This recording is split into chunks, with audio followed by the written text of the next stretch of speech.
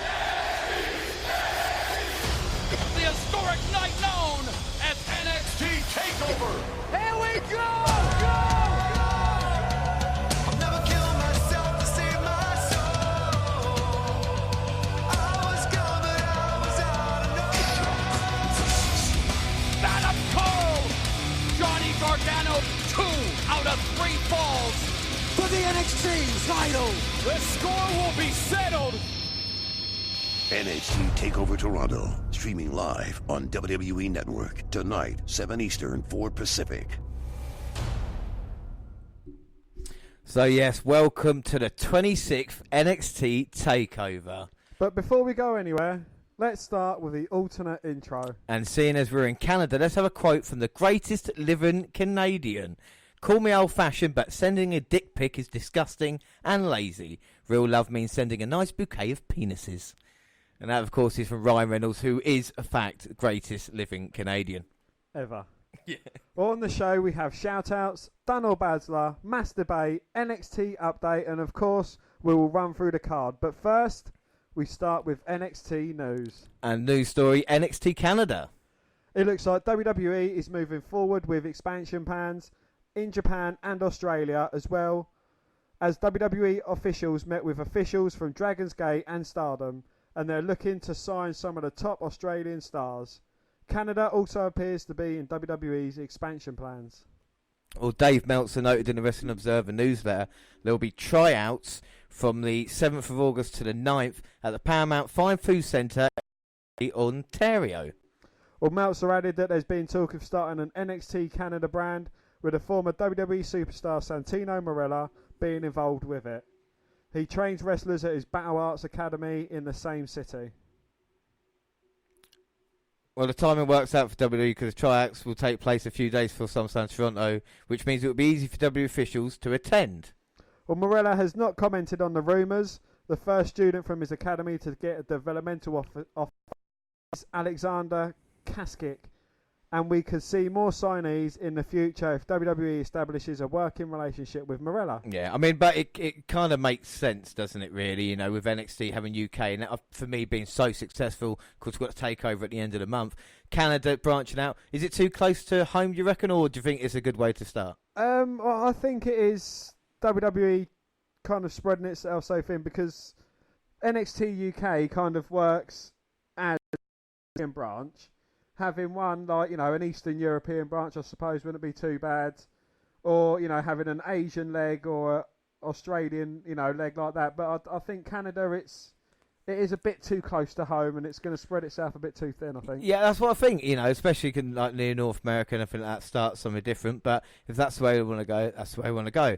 Up next, it's AEW versus WWE. And did you really think WWE was going to make it easy for AEW?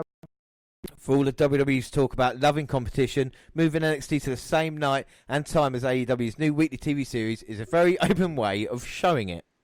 In the latest edition of the Wrestling Observer newsletter, Dave Meltzer reports WWE is gearing up to move NXT's house show to Fox Sports 1 and changing it to a 2-hour program. While it's not announced, the NXT on FS1 is tentatively set for 8 to 10 p.m. on Wednesdays nights. For obvious reasons, this was a time slot expected, but we've been given listing a time slot. Of course, it wasn't going to be finalised until TNT announced their time slot as well. We're not sure when this starts or how Big East basketball on FS1 affects this, or what this means for NXT on WWE Network, or what the start date will be. It's not official until the announcement is made, but this has been expected, and as noted a few weeks ago, it's far enough along that Fox told some affiliates already. Well, the report continues. The working ideas for a live 2-hour a tape show will not work to head off AEW. Where WWE feels they have an edge is they have an endless supply of main roster talent they can shuffle in whenever they want them.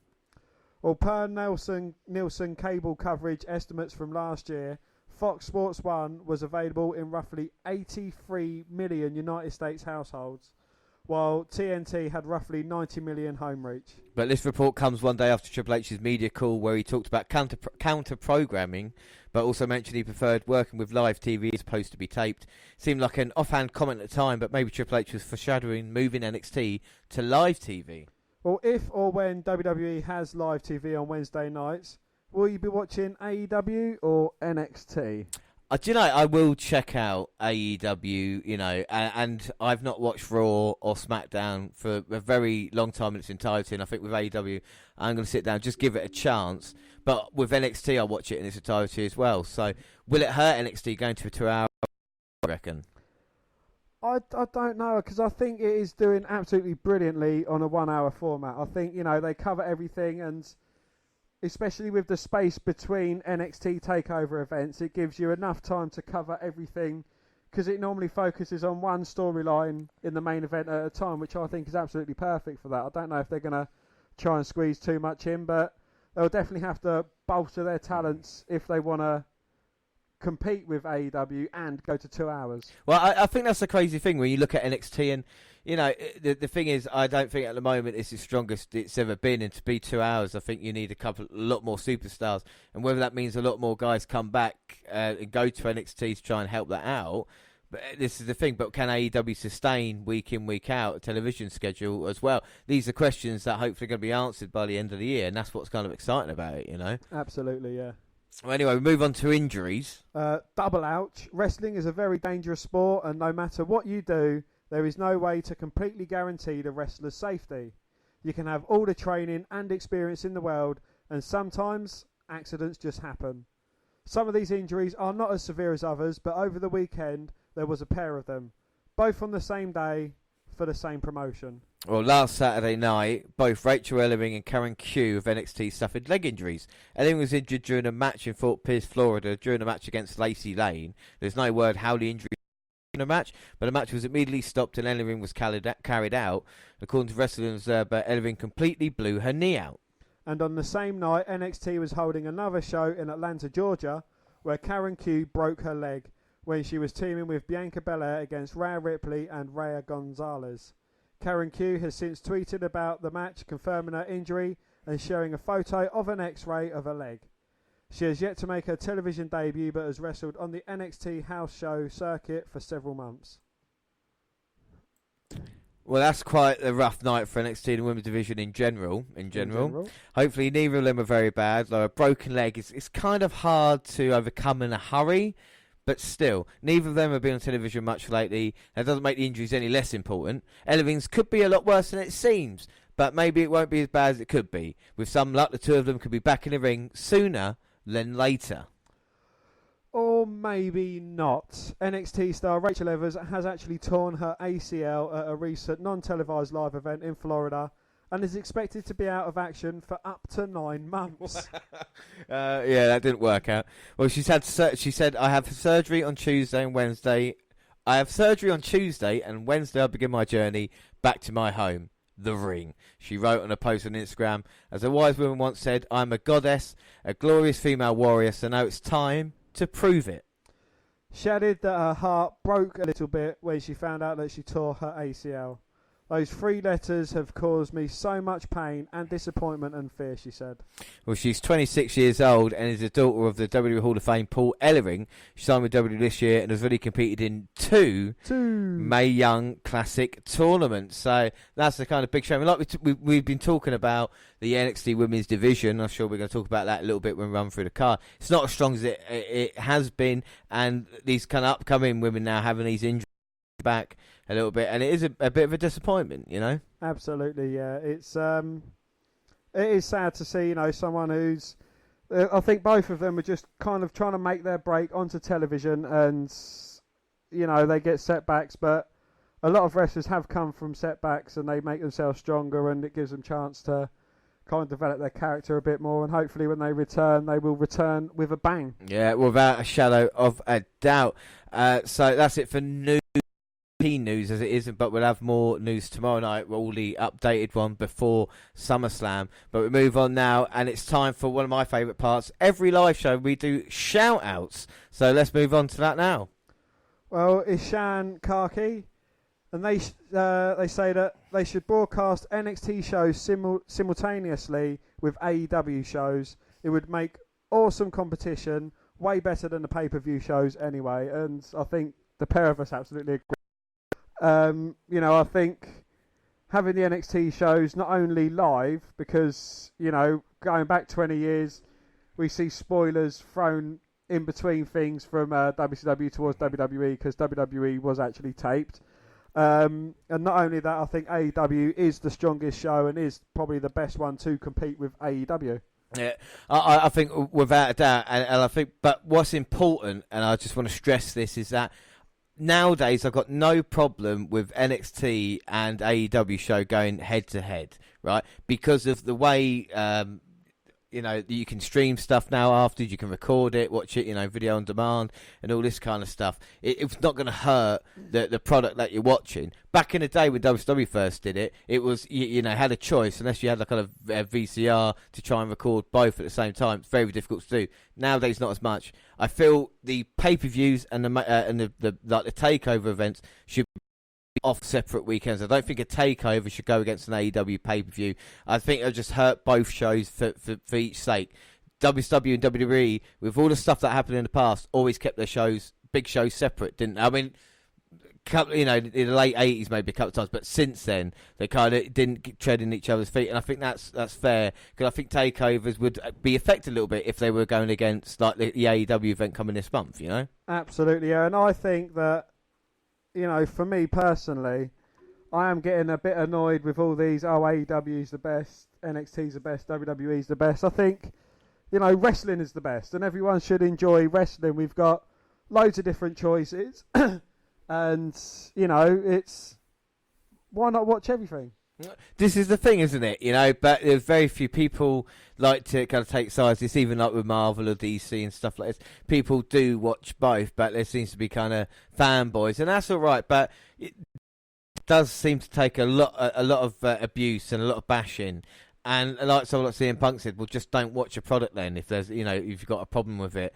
And this is the thing, and like I said to you, and off show, and I'll admit to everybody now, and I might be fired from my job, but I subscribe to Impact Plus during the week, just to get the old TNA shows with, you know, all the other rest. Not like we're going to start an Impact Plus podcast, unless Impact want to pay us, like the AEW, you know, quite. But I think there's an amount of content, if you're happy, you know, if you're just a wrestling fan, you're in your element. You know, go back to me 20 years ago and say you can watch, you know, every single company, all their kind of major shows.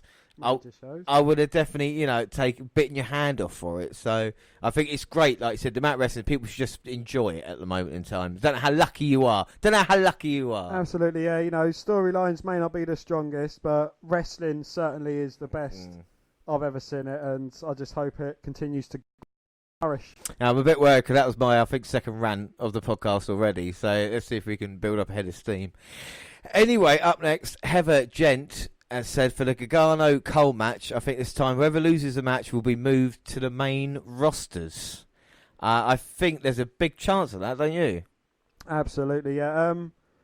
Well, you know, with Gargano, I suppose it would be easier for him to move up to the main roster. As far as Adam Cole goes, he's still got 3 other guys who I would assume would be moving up to the main roster alongside him as part of Undisputed Era, because as much as it annoys me, yeah, they have been a very successful and popular kind of unit going through. So, yeah, why not? Yeah, why not? You just sound so happy about that. But this is the thing with Gargano. He did go up to the main roster, and then due to Ciampa's injury, came back down and continued in NXT. Are they waiting for Ciampa to come back to kind of finish that feud? I think Gargano's his last chance tonight. I think if he doesn't win, there's no point for him to be around. And if that's the case, then you've got to kind of move on. With Adam Cole, I don't know if the Undisputed Era are ready yet. I think they're ready for the main roster, but I don't know if they'll make the jump just yet. Deshaun Crawford said, I hope Roddy wins and has a problem with Pete. They already have history with Roddy betraying Dunne, and their rivalry will be... I mean, let's not forget, it was Roderick Strong who turned and betrayed Pete Dunne to join the Undisputed Era, and there's so much more mileage to tell of a story, especially with NXT, how they write stuff, they can go and use that. Pete Dunne involved in this, I mean, we're going to probably speak about that later, should Pete Dunne be involved in this or not, but I think that makes the most sense coming out of this match without spoilers, do you know what I mean? Yeah. Well, there's not much more to cover on that, is there? Well, no, it's the thing. It's difficult because, like I said, Pete Dunne and Strong have got a rivalry tapped in if that's the way they go. Of course, being down to do predictions on every show, so we're going to keep our cards quite close to our chest. I am staying tight-lipped, yes. You are tight-lipped for once. Anyway, Quinton Mason says Street Profits need a little bit of development on the wrestling side, but everything else is super entertaining. What are your thoughts on the Street Profits? I think they've got it down in the ring. I haven't got a problem with the way they move. They are good, but can you see like Ford turning on Dawkins or vice versa? And I don't know what they could do with them. Well, this is the thing. I mean, if it's a tag team, but what's weird about them is they've been around for years, but there's not been that many Street Profit matches that you can, on either takeovers or even on NXT TV that they've been involved with. And I think they kind of need a run of matches to kind of show that, the gimmick's entertaining, but they just need to kind of pull out their performances. Have they been given a chance to do that recently? I'm not sure, but I think tonight at TakeOver, I think there's definitely a massive chance against the Undisputed Era to kind of put a performance and kind of prove to people it's not just a kind of gimmick, but it's actually how they move as well. Absolutely, yeah. I'm all for Street Profits. I think they're a very entertaining duo. They've got good chemistry with each other in the ring, and I think going against a team like the Undisputed Era, O'Reilly and Fish, I think they could have a very good match between the two. But do you think like Street Profits are better than Heavy Machinery? I don't know, because I'm a really big fan of Dozovich. Yeah, I know, but the thing is, it's like they talk about the kind of potential on the main roster with tag teams. They've kind of been the worst treated out of everybody that's gone up. The tag teams, like you think about with Ascension, how they did that, Vaudevillains. Every team that's kind of gone up was a little bit successful. American Alpha. Well, I'm not even a fan of the Viking experience. I think they've gone up to the main roster. All they're doing is squashing enhancement talent, and it's just getting boring, I think. Well, it's like the Authors of Pain as well, didn't it? They went up as well. Authors of Pain were great, and they kind of got wasted. So, it would be interesting to see if the Street Profits can maintain a level of success or not. Indeed, yes. Well, moving on to the shout-outs, we've got Ethan Page says, Io Shirai is truly amazing. Her heel persona is just incredible, and she's a gift to women's wrestling. I don't remember her dress was just incredible. I mean, did she actually that happen? Or no, I'm just joking. I've always been a huge Io Shirai, but I think the heel turn has worked for her. I always wanted her to win the title off Baszler, but the way they've done it with a heel turn, I think works really well. What do you think of kind of Io and what she... Because I know I'm a bit biased because she was my pick for the Mae Classic, but what are your thoughts? Well, you can kind of see how it's played out. Io Shirai, she was a face. She was probably the most facey of faces you can get in NXT. She tried and tried and tried to defeat Shayna Baszler, and she's just got frustrated and she's turned to the dark side. And, maybe this is the Io Shirai that can actually beat Shayna Baszler. I mean, she's got to overcome Candice LeRae before that, but, is this a good turn for her? Is, a heel Shirai going against a heel Baszler? Is this what's going to... They don't really do heels versus heels, do they? So that's what's kind of interesting, make you think that they might extend this a little bit. But I think Io definitely deserves the Women's Championship and definitely deserves a run. But NXT kind of have dominant heel champions or dominant, champ, and that's the kind of way they go at the moment in the women's division. And I'm just I'm bored with the Baszler thing, and I don't want another one with Kairi saying how entertaining she is, being kind of the dominant champion for a year. Yeah, I want to kind of see it mixed up a little bit. But isn't there a pool of talent there? Is that the problem? Well, a good enough heel to kind of cover the heel quota, so to speak, that they've got to turn probably one of the best things about NXT women's wrestling to a heel. Yeah, and I mean that's a shame, but I'll say it's on the face side a bit short. So can anybody step up in the meantime? That's the thing that we're going to look at. Oh well, what about Bianca Belair? I mean, she was doing a good heel, and then she kind of started facing it up a bit. Yeah, so I mean, she came up short with Mia Yim. So there's a little bit of story. If that feud wants to continue after, and with Baszler, I think I've predicted her losing at every fucking takeover event, and she always kind of disappoints me in that way. Anyway, so why don't you predict her winning, and she might lose? Because then I might lose. Anyway, next one, Stan Gore. He said it's good to see Mia getting some shine, but she's not the best on the NXT roster. It's hard to say. The crown is up for grabs. All the girls seem to be missing something different to make them the complete package. I always said WWE putting Ember Moon on a main roster so soon was a mistake. And, well, we see it now. NXT feels hollow because it really broke the wheel they had going. The girls are good, but there's no clear-cut ace quite yet. And I think that's kind of hitting the nail on the head. I mean, that's the point we've been making for a little while with the women's roster and the depth to it.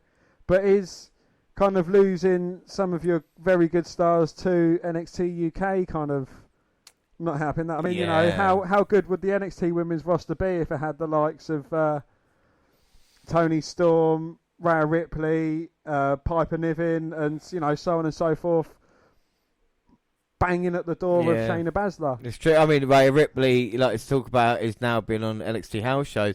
Is she done in UK? I think the UK women's division is red hot at the moment. And I think the problem is they've taken two women. I mean, first I just want to say to Stan, I mean, it's one of the best kind of emails that we've had with someone's thoughts on it. And it is true with Ember Moon. Like, she should have had a moment beating Asuka, and she never had that.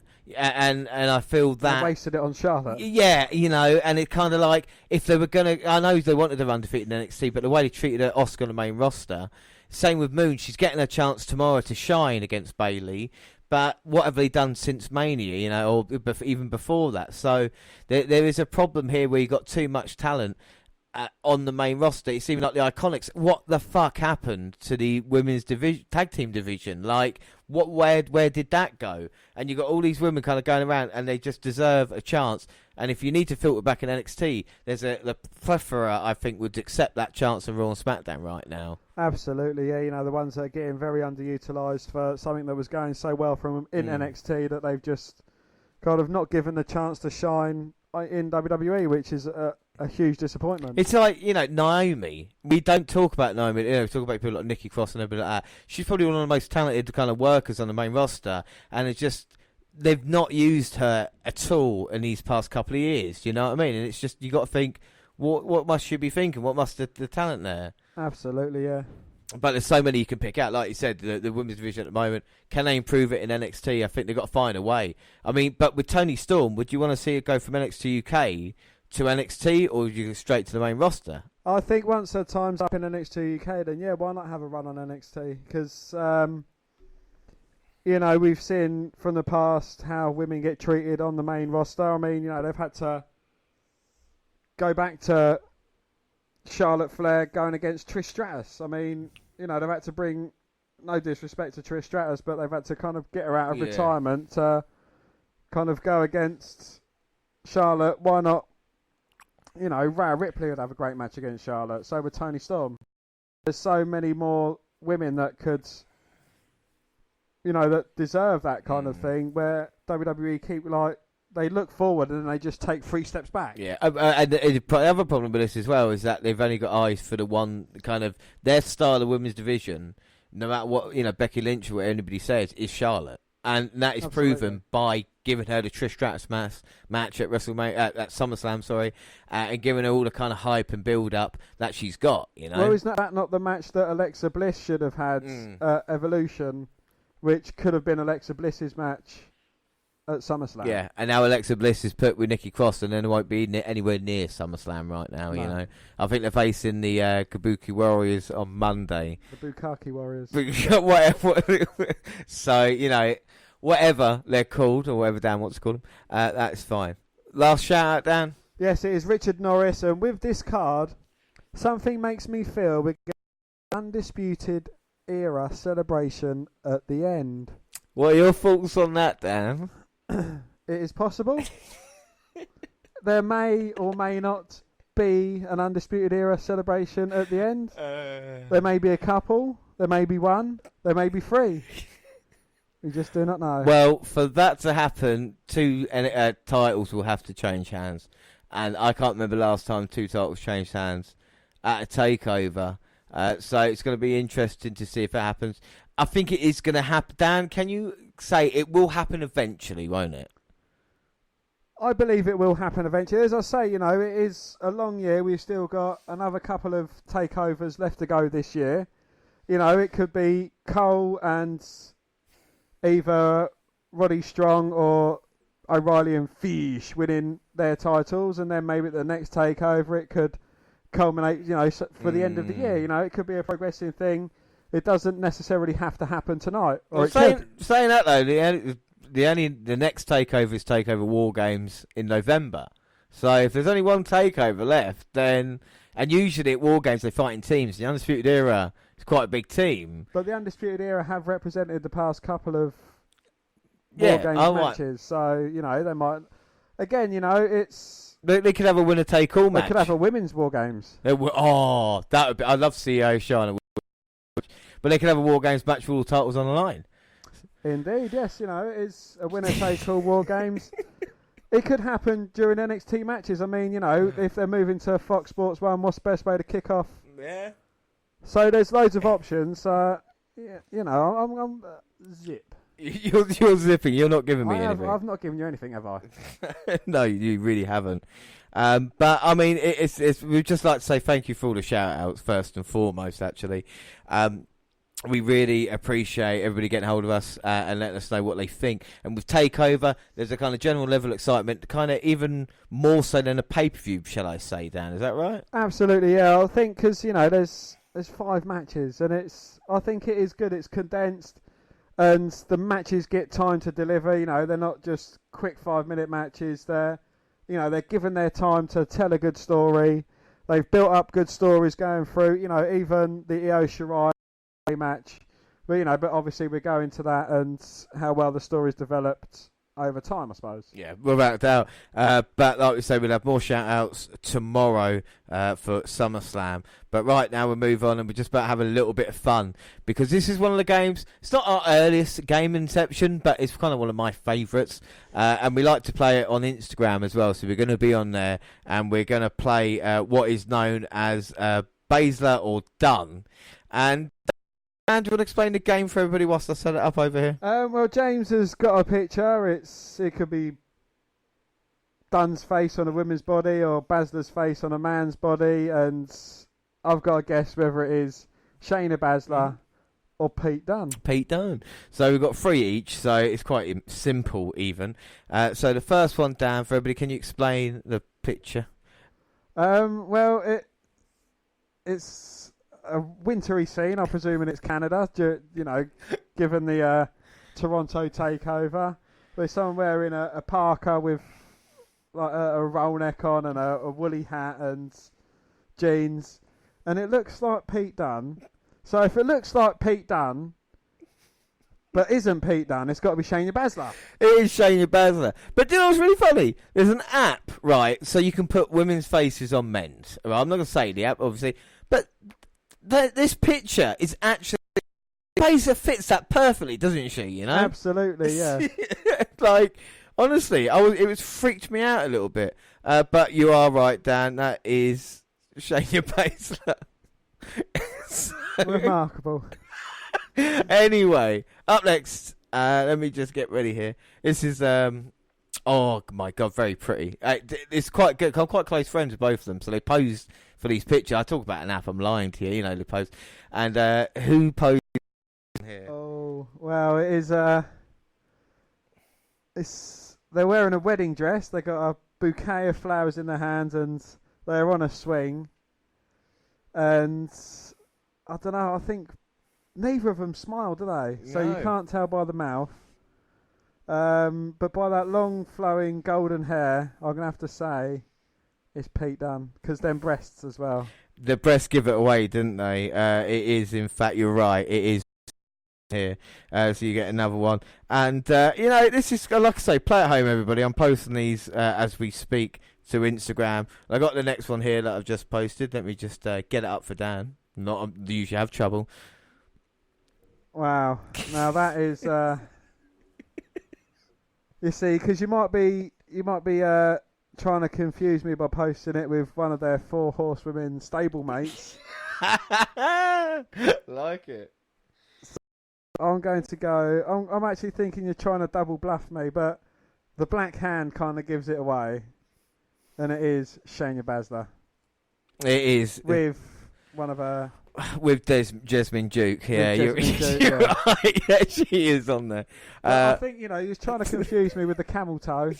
Yeah. I know you like a good camel toe, so there's no doubt. Absolutely. All right, this one was a hot night in Rio. Right, we were together. It was a great night drinking. We went a little bit too far though with it. Next picture. That's got to be Shayna Baszler. off the knock. Do you see straight away? Looks like they're trying to be Jasmine from Aladdin. A very fetching get-up, though. And it's something that I could see Pete Dunne wearing. But I'm going to go with Shayna Baszler. It's good, isn't it? I mean, you're not sure. You're going to go Baszler. It is, in fact, Pete Dunne. Oh, damn it. That's a shame. Well, Pete Dunne. Well, the next one, we went to a lovely Mexican restaurant. And we enjoyed a few tequilas, as you were, and a few other things. And at the end of the night, a fantastic picture. Wow. I mean, arriba! We, yeah. A lovely Mexican hat there, and the shirt and cravat, which is very nice. And I know that Pete Dunne hates, so I'm going to have to say it's Shayna Baszler. You're good. It is Shayna Baszler. So you only got one wrong out of all them so far. But there is one left. There's no doubt about this. So next, last but not least, I loved how happy Baszler looked in that picture. The last one's brilliant. First time I've seen a smile. Honestly, yeah, she was so happy to be with me. All right, this one, my word, I don't have to say anything. There you go. Oh my days. Just got out the shower, put on the dress, look like this. Yeah, felt cute, might delete later. Yeah. It's got to be Pete Dunne, because no way would Shayna Baszler pull off that over-the-shoulder look. It is. I am actually anticipating the one that you post her head on a pornographic picture, because I know the day is coming. Hey, would you think I'd do something like that? Yes. Yes, I probably will for the next takeover. But I think Pete Dunne looks beautiful there. Absolutely, yeah. And that is, I mean, to be fair, do I get, strangely aroused when I look at these pictures sometimes? Maybe, but that's part of the enjoyment. Absolutely, yeah. And that's Baszler or Dunne. And don't forget, you can find us on Instagram, the WNR podcast. And of course, it will be posted across Twitter as well. So, anybody who's never heard us before, we should really explain. This is kind of what we do. Like, it's this kind of talk, but with lots of great bants, wouldn't it? What kind of, you know what I mean? Absolutely, we're like Banter Claus, Yeah. the Archbishop of Banterbury. Yeah, I mean, because up next is we're masturbating, so We are going to be masturbating live on air. yeah, and like I'm saying, if you've never listened and you weren't sure, me and Dan are just gonna we like at takeovers and pay-per-views to just look into each other's eyes and masturbate. And this one we've only got one subject, but it is a doozy for me. And the question is for our masturbate is, what year was NXT the best? Yes. So, we've got a lot of choices, obviously. Dan, I'll let you shoot first. I am going to go for the NXT class of 2012. Oh, you out the box there, weren't ya? Well, you know, it's you come up with these subjects, and I know you've done your research because I see on my script that you've already put in your year. So I thought if I want to beat you, I'm going to have to go big or go home. Wow, that is brilliant. Well, my pick for best NXT year is NXT in 2017, which for me is just kind of the best year. But we're going to masturbate it, so we're going to take our time. You know, we've got ages left. Well, you know, as always with masturbating, we start off slow and then we build to a rather loud, shouty climax. And this is the beauty of it as well, is because we've got ages. We've started. Some people have said to us we start a little bit too late, 2 hours before. They want to kind of start at 9. Because for a lot of people in England and of course Britain, Scotland, everybody like that, ready for takeover a little bit before. This is why we're doing it for. We're giving everybody a chance, so we can have a nice, long, luxurious mass debate here. You know. Well, we could even edge ourselves. We can, we can literally, I don't know how long it's going to last, but it's going to be good. All right, Dan. So why don't you start with why NXT 2012 is your class? Well, I'm going to start off with just going through some of the talent that was available from the NXT. You know, from recruits to the people that went up to the main roster in 2012. You know, they all count as part of the class of 2012. So the people that went up, you know, a face like Dean Ambrose, Roman Reigns and Seth Rollins, you know, you might know them a bit better as the Shield. Do you remember them coming up and just running roughshod throughout the whole roster, completely dominating everyone from legends, you know, to upstarts, to anyone that was getting in their way. Not only that, you had the likes of Cesaro, a man who we both state as being very, very underrated. You know, you've got the Goldberg rip-off, Ryback, you've got Damien Sandow, who found fame as partnering with Cody Rhodes or being Miz's stunt double. Also, didn't he win the Money in the Bank? Yep. No, didn't Yeah. You know, the New Day, Big E, Brodus Clay, former women's champion Naomi, Titus World Slide. I mean, you know, just them few names alone was just worth the admission of the class of 2012. Okay, well, do you know, that is a very, very impressive class. You know, like I say, it's brilliant, and the that some of those guys have been fantastic. Majority of those guys. Well, I'm not going to knock you down just yet. Okay, I'm just let me pay you a compliment, and then let me start talking, because I've gone 2017. So 2017 was a time in NXT where, for me, it was red hot. You had started off in, you know, like I said, 2012 all the way back. By 2015, Finn Balor was champion. The takeover events had started happening properly, and they were involved. And I think with 2017, it kind of really hit its stride, right? And these are just a couple of reasons why, right? So I'm just going to pull out a couple of events. But May 20th, 2017, right? Just was Takeover Chicago. Just a regular Chicago match, right? And we had Pete Dunne versus Tyler Bate for the United Kingdom title match. One of the greatest matches that WWE have done in the last 5 years on that takeover, all right? You talk about people on the card, right? You've got like Authors of Pain, DIY on there, Ciampa and Gargano, the tag team titles. That was the event where Ciampa turned on Gargano and disbanded DIY, which now leads 2 years later. The feud is still kind of ongoing and has been the biggest part of NXT television since then, right? Not disputing the fact that Bobby Roode faced Shinsuke fucking Nakamura in January of that year in one of my favourite moments. Drew McIntyre won the NXT title that year. CN was being involved in such championship opportunities as well. And Asuka was the undefeated women's champion for the vast majority of that time as well. And for me, that's why 2017 was the kind of strongest year. What kind of great matches or moments have you got from 2012 from the NXT time? Or is it just about the superstars who made it? Well, I'm just focusing on the superstars for now. I'm not giving you, the full length. If I'm just teasing you with the tip, James, I'm just telling you some of the... And do you know who joined NXT in 2012? Who joined in 2012? You've got the likes of Sami Callihan, and I know you've told everyone that you've kind of subscribed to Impact Zone. So why don't you have a look on there and have a look at what Sami Callihan's doing? You've got the likes of Charlotte. You know her? The daughter of Ric Flair? Woo! That's Charlotte. Yeah, you got Baron Corbin. Yeah, he might not have done too much. Oh, no, you got Baron Corbin. Shit.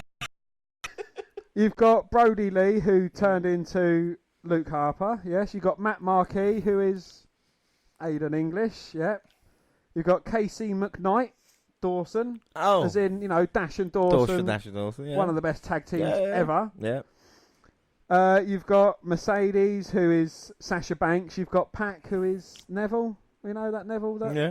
Ripped. Davina Rose is Bailey. You've got Summer Rae as well, but we won't mention her.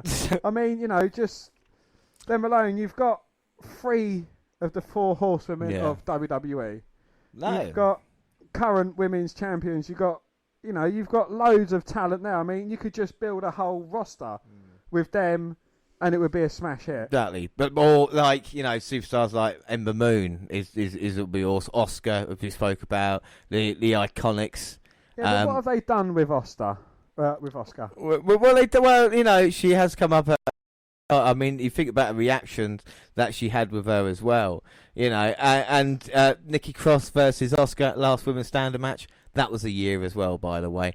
Just in case you were wondering why it was so good.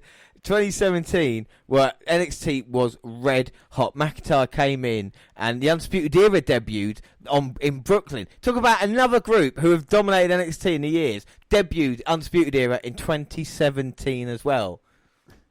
But what have they done? Bobby Roode as champion. What's he done? He's changed his fucking name to Robert Roode, won the 24/7 title for about 20 minutes and done fuck all. What about your man, Drew McIntyre? He won the tag team championship for about 3 weeks, and he's gone to do what? Be Shane McMahon's bitch. And what have your guys done outside the Shield? What, Roman Reigns? Yeah, outside the Shield. Well, he's kind of main evented multiple WrestleManias. No, not the Shield members. Anybody else on not in the Shield. What the fuck have they done?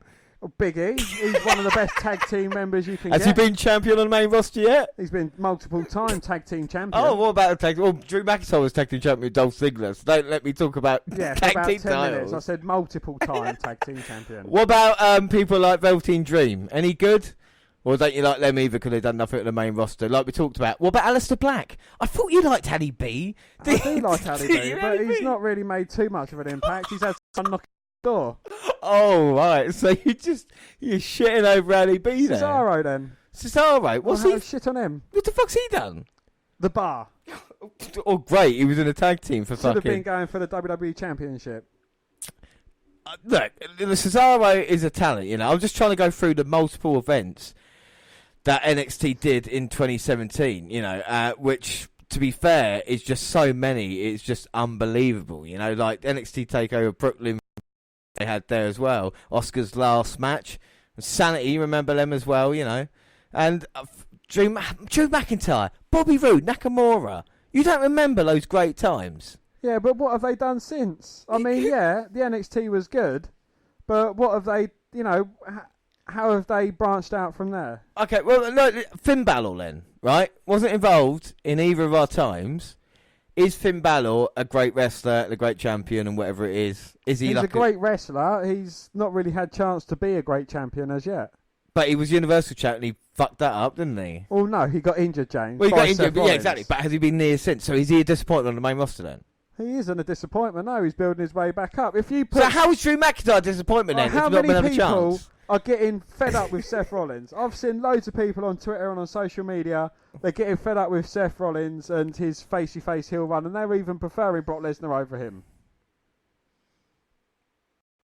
But I'm saying to you, what I'm saying is, if you look at the event, you're giving me a list of rosters, right, at NXT, but with NXT actual kind of how popular it was with the events and the shows that they had, like Takeover Chicago, Takeover Orlando, Takeover Brooklyn 3.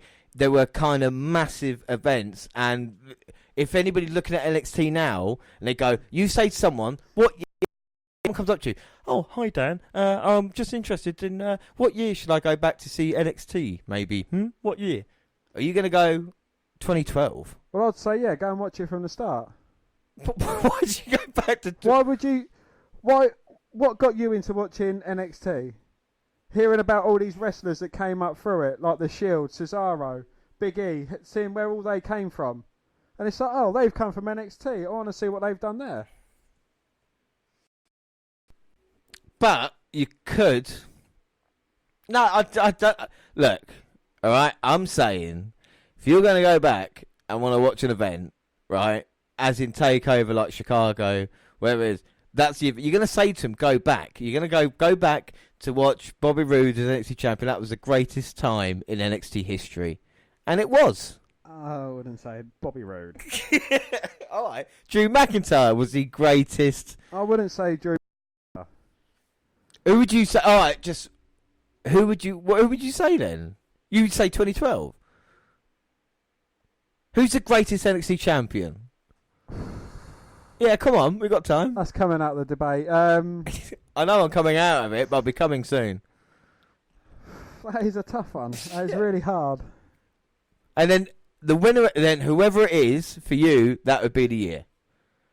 So for me, the greatest NXT champion of all time would be either, well, a toss-up between Nakamura, Roode, and McIntyre. There's my three favourites there, even though CM won as well. And then even with that, with a tag team match that we saw, it went from fucking Bobby Roode, Drew McIntyre, CN, Aleister Black. I mean, you can't make that shit up. How hot was that? We saw NXT live in Brighton, Dan. We saw it. We were front row, all right? And we saw it in 2017. How can you say that was the greatest time of NXT? I'm not saying it was a bad time in NXT. We were live! But we didn't get a chance to go live and see NXT back then. But we did in 2017. So you've got to say 2017 was a better year than 2012. I've not got to say it. One of us has got to give up in this match. If you go from that, yeah? If you go right back into 2012 when they crowned the first ever NXT champion, yeah? Seth Rollins, the man who won the tournament outright, yeah? The first NXT champion. He beat Jinder Mahal. He beat Michael McGillicuddy, who is Curtis Axel. Yeah. Who did he beat in the quarterfinals, James? Drew McIntyre. Exactly. I knew you were going to say that. Drew McIntyre I knew you were going to say wasn't that. even good enough No. to get to the semi-finals. I weren't going to do of this. That tournament. I weren't going to do this, but most of the talent you've mentioned weren't signed up to NXT first. It was FCW. Yeah, but they came through NXT. No. If you want me to say that, yeah, they weren't signed exclusively to NXT. You look at the talent signed to the NXT roster during 2017. Did they represent NXT during 2012? Some of them did, some of them didn't. Right, Leaky fucking Roman, he didn't have any matches on NXT. It was only FCW stuff, and really wasn't featured, and then he came across. Rollins is a different case. The same with Big E, I'll take that as well. But when you talk about guys as champions in that time, then for me, 2017 is a much better time than 2012. Well, that is your opinion. Yeah, I know, but this is the whole point, that we've got to come to a conclusion. Well, I'm not going to give up because I think that this lot of NXT superstars have achieved and gone on to do better things than your list of NXT wrestlers. I'll tell you what then. You've left me with no choice. Okay, right. I'll give you this. My roster was better, but your matches were better. No, I'm not going to agree. Are you going to give me a choice? Right, you've only made me one choice. We are going to let the people decide. Let the people decide. We will start a poll, and maybe probably in time for the next takeover as well, and we will solve this mass debate, and we will find out what is the better year, if it's Dan's 2012 or mine 2016. That seems to be the only fair way of us to get any resolution to this whatsoever, or else we'll be doing it up until takeover actually starts. Would you agree with that? I agree with that, yeah. Right, so fair enough. My God, that was quite a long mass debate, wasn't it, really? It was a very intense mass debate. That's what we do, though. It's intense, and that's what it's about. Right, so we're going to run through the card in a little bit. And like you said, TakeOver is still a couple hours away, so we've still got a long time. We're going to run through the card in depth as well. But up next, we're going to do NXT Update. And Dan, when does the NXT Update start? Now!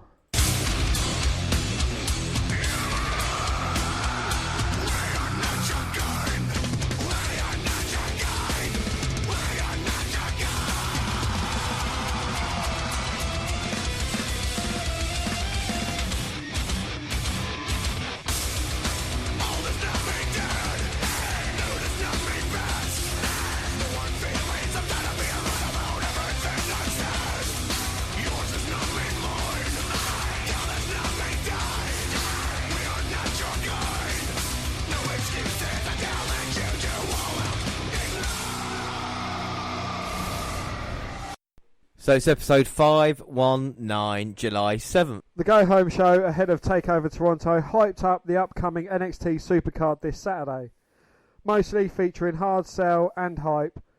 The show also had two matches, or what was supposed to be two matches. Well, the main event for this episode was advertised as Matt Riddle versus Killian Dane, but that match never happened after Dane struck after a sneak attack. The other match on the show did, however, take place as Shane Thorne looked to break out against Oak Queen Wild, the former DJZ. The most newsworthy aspect of the show was the announcement of two matches for next week that will be taped before the main card in Toronto tonight. And the closing segment on the episode was a special called Prime Target Takeover, and it focused on Adam Cole and Johnny Gargano's NXT Championship match on Saturday. This show opened with a contract signing for the NXT Tag Team title match at TakeOver. The Street Profits were introduced first, then they wanted to introduce their challengers. Montez Ford referred to them as O'Reilly Auto Parts and Lawrence Fishburne Jr. Well, cue the arrival of the Undisputed Era, the crowd chant Auto Parts at them. Kyle O'Reilly and Bobby Fish mocked the Profits, and Fish said the Profits were not on their level. He also went on to say that the Profits' autographs were in demand for the first time for their contract signing.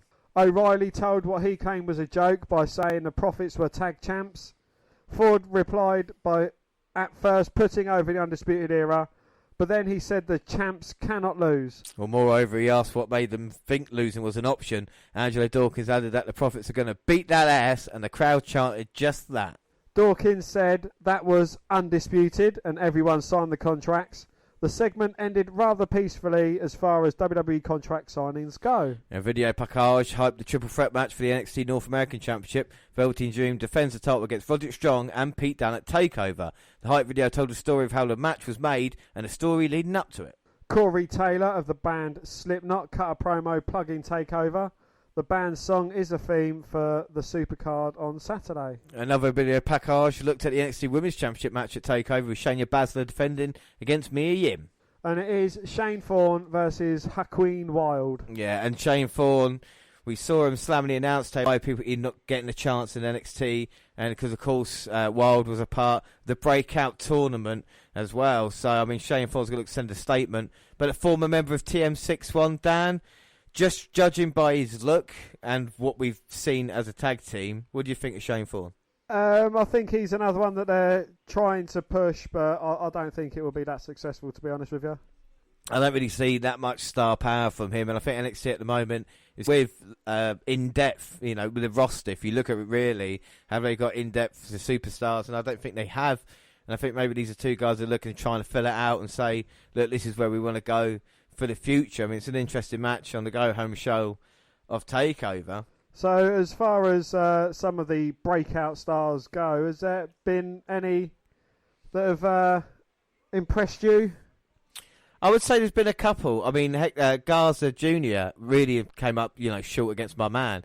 I think his kind of gimmick ripping off the trousers and the kind of look that he's got, it's something that may work, And I also think your pick as well, it's got the kind of look, that kind of gimmick's not really been done that many times. And I'm quite happy with my dude, even though he does smile a bit too much, it's nice to have something a little bit different again on the roster. Well, they will be facing off tonight before the main show. Are you still quietly confident about your Mr. Smiley? I might not be confident going into it, but as you know, I'm not very good with tournaments, but I'm just happy my guy got through to the final. Unfortunately, he still has to go against yours. I think I've been impressed with your guy, the way he looked, especially in his kind of last match as well, Are you just picking up my man because you know my man's going to win? Well, we'll find out, We'll bring that to them on the kind of the next update that we do, and hopefully it'll be good news for me. Of course, we've got points on the line as well, but Wild was impressive enough in the breakout tournament, and like I said, his entrance, bit similar to Mustafa Ali, but still he shows that he wants to belong here, and he's matching Shane Thorne at the moment as well. I'm not sure about his hair colours. It's definitely a choice, isn't it, that he's gone for? Something wild, yes.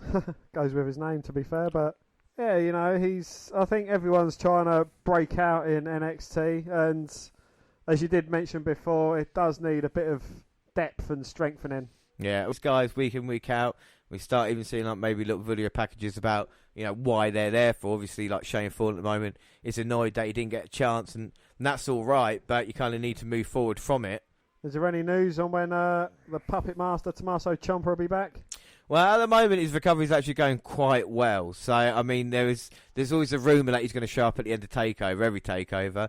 But at the moment, I think they're looking for November. So maybe around War Games time, we might see Ciampa's return, So, again, another interesting day. They've lost so much, and with so much talent going up to the main roster recently. Will Johnny Gargano be around in NXT to see the return of Tommaso Ciampa? Or do you reckon Gargano will have made the jump up by then? Well, I thought down. Yeah, some people say it. This is the thing with Gargano, is that he's got, at this moment in time, you'd think maybe it's his last shot at Takeover. I see what you did there. So we'll see what happens when it comes to that. But a debilitating brainbuster there by Shane Thorne, absolutely taken out Wild. And I think he could have gone for the pin, but he chooses not to.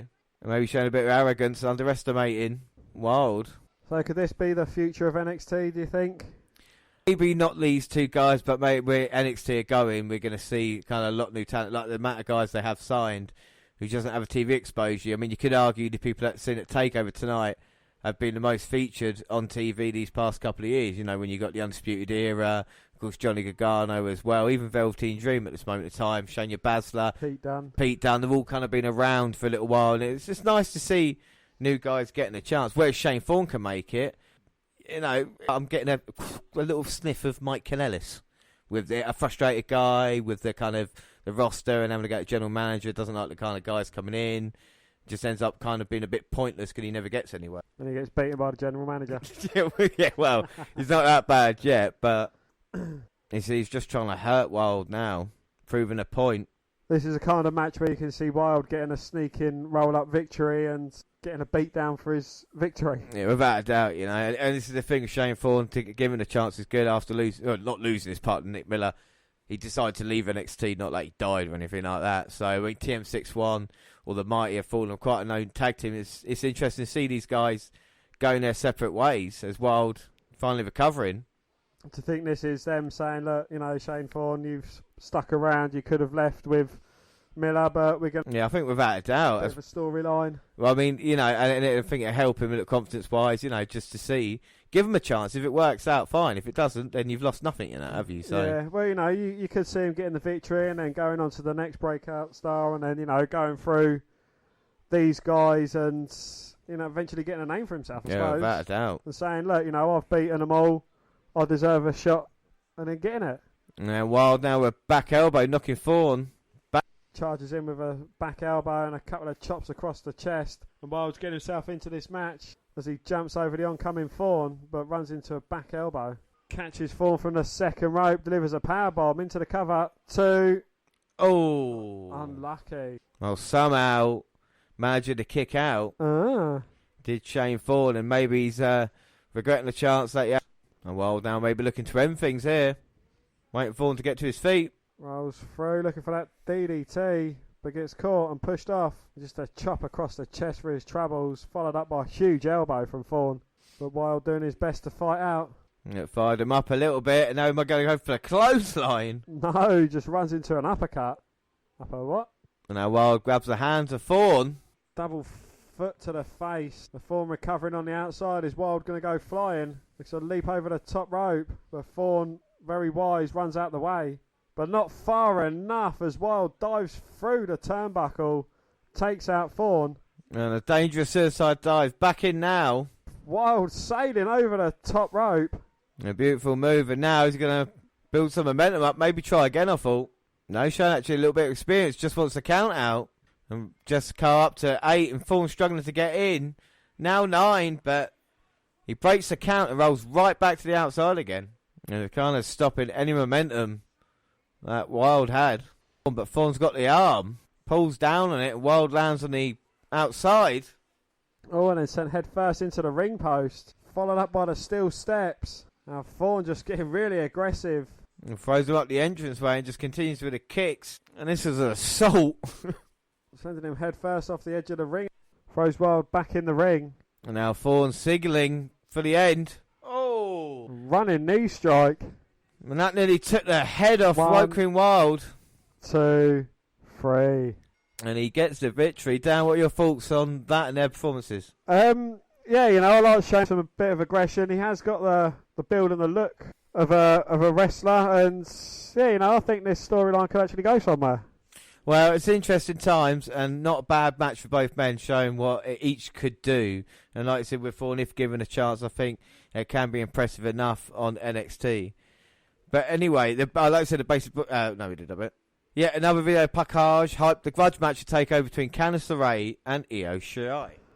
And we get a tribute video to honour the memory of the late, great Harley Race. And our next match is Matt Riddle versus Killian Dane. I know this is a match that you're looking forward to. Yeah. Well, here comes Bro. And I'm surprised he's not at TakeOver because a Killian Dane Matt Riddle match, is it worthy of a TakeOver, Dan, do you reckon? That cunt's not worthy of fucking peeling the shit off the floor. See, I told you, Matt Riddle, we both hate him now. No, I fucking hated him from the start. No, I told you I hated him first. I fucking hated him from the start. Hey, Killian Dane hates him more because he's attacked Matt Riddle on his way out. When I was going to say we're looking forward to the match, but the beatdown a couple of weeks ago was fantastic through the stage. And now the flip-flop wearing fucking idiot is getting beaten up by Dane. I hated him from the start. He's trying to fight back, but Dane's just too big, too powerful. Headbutts him down. Riddle up against the steel stairs now. And Dane sending a message, not only to Riddle, but the roster. Oh! Cannonball to Matt Riddle, who was sat up against the steel steps. Oh, it's a damn shame, isn't it? Oh. Well, Killian Dane dominant, and we might not have a match, but Dane's made his statement. He don't like Matt Riddle. And thoughts on that, Dan? Gutted. Sucks to be Riddle, doesn't it? Well, like we said, announced for next week's episodes, 2 matches that will be taped in Toronto on Saturday before the TakeOver card begins. One of those matches is the finals of the breakout tournament with my pick, Jordan Miles, or the former ACH, facing... My pick, Cameron Grimes, or the former Trevor the Caveman Lee, who's going to win it, by the way. Well, the other match is the reuniting of Breeze and Fandango meet the Forgotten Sons. Fandango claimed this would be Breezango's reimagined, so they may get a makeover of sorts. The rest of the show was all hard sell for TakeOver tonight. The closing segment was a lengthy featurette hyping Adam Cole and Johnny Gargano's 2 out of 3 Falls match for the NXT Championship. The Prime Target Takeover Special is also available as a standalone VOD on the WWE Network. Nothing earth-shattering in it, but it was a very well-produced piece of business. Without a doubt, and like I said, a very basic episode of NXT, but it did the job because now we're more prepared for TakeOver than ever before. But I did ask you a question, Dan, before update, and I want to know if you've got an answer. Who is your favourite NXT champion of all time? Mine has got to be my man, Ali B. Oh, Ali B. Yes, I've kind of discovered that he didn't win the title until 2018, so that kind of puts him out of your bracket, so you can't go, oh, look, your favourite champion was in my era, so... Do I sound like that? You do. You really do. So, Alistair Black is your favourite NXT champion. Have you got any interest in mine? I'm sure you're going to tell me anyway. Well, I was going to say mine is Drew McIntyre. Without a doubt, the best NXT champion of all time. Colour me surprised. Yeah, well, there it is. So there's our favourite NXT champions. But now we look towards Takeover Toronto. And Dan, are you actually excited for tonight's Takeover? I am very excited, yeah. There's some good matches that I'm looking forward to. I suppose the one that I'm not really looking too forward to is the Baszler versus Yim match. But you never know, it might surprise. It might surprise. So let's start through by running through the cards. And we'll start off with Candice LeRae versus Io Shirai. And these two women have kind of gone back and forth recently, but they used to be the best of friends, but now they're the worst of enemies. I am next NXT Women's Champion になりますので、日本の皆さんもぜひ応援してください。 Io Shirai takes some time to reflect and focus with someone she's become very friendly with, Candice LeRae. Don't worry about the other two, okay? I'm here for you, okay? Thank you. Thank you very much. Oh, you got this. Just focus on Shayna. You got this. Yes. You got this. Yes.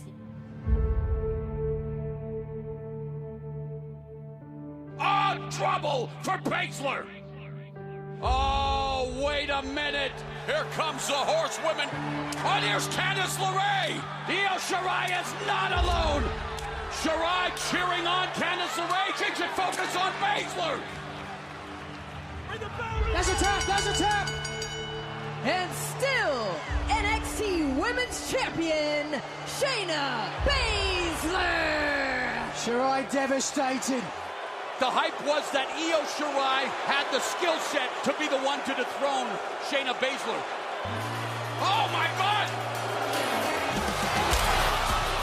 Io Shirai has snapped! Candice LeRae isn't sure about this. Shirai desperate to claim the NXT Women's title. It's all about the NXT Women's title, and it is chaos in this steel cage match. Oh, there's Candice LeRae! And she's evening the odds. LeRae trying to give Shirai the opportunity. Mamma mia! Now Shirai! Oh my God! Shirai's gonna do it! Oh my God! Well, the third time wasn't the charm. Io Shirai falling short yet again.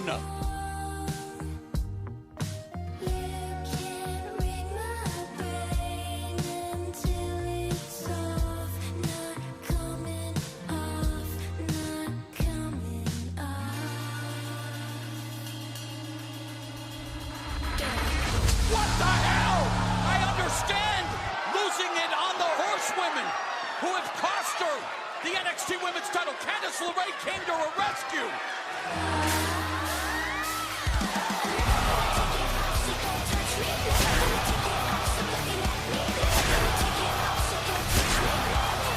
Oh, for the love of God! No! I don't need any friends. I don't care. The shocking change in the attitude of Io Shirai. I don't need any of you. 白井よ、一人でのし上がっていく。誰も白井よの隣に立つに値する人間はいない。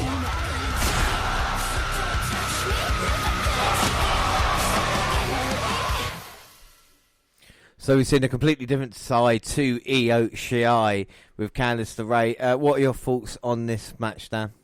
Well, is this the side that Io Shirai needs to tap into to kind of reach that top level to be able to overcome what Shayna Baszler can actually deliver.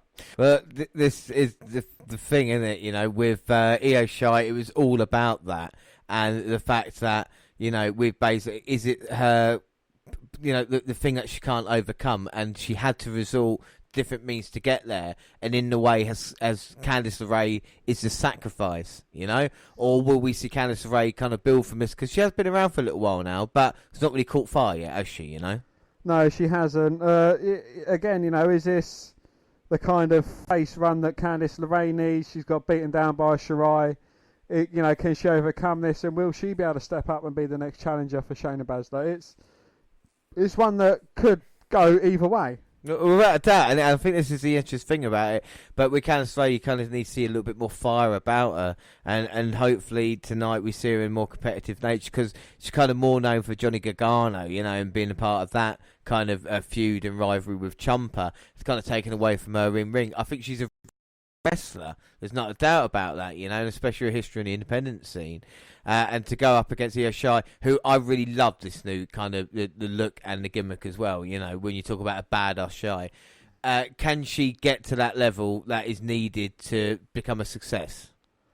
I think she definitely has it in her, but again, you know, with Shayna Baszler kind of ruling the roost, is it time for a new heel champion, or is it time for a face to shine for a bit? But I think that's the interesting thing, what the kind of plan is for NXT. But I think for Shirai, will she maybe get lost in the shuffle a little bit if she goes up to the main roster? We talk about the state of the women's division at the moment not being used. Well, do the Bukaki Warriors need a third member? No, the thing is, though, there was Sky Pirates were very entertaining, but that was kind of ended a bit prematurely, and we've not really seen it on the main roster what's happened there. And you think same might be in NXT a little while longer. Let's go along. I know people say I'm stereotypical but that's how Vince McMahon thinks, you know. And when you've got, you know, people at the main roster, he's going to look at you and go, right, here's my choices. And 9 times out of 10, it'd probably be LeBlond anyway, you know. So I think, you know, sorry to interrupt, but here's a thought: you could have Asuka, Io Shirai, you know, the Bukaki Warriors with Io Shirai and Mia Yim going against the Four Horsewomen. yeah.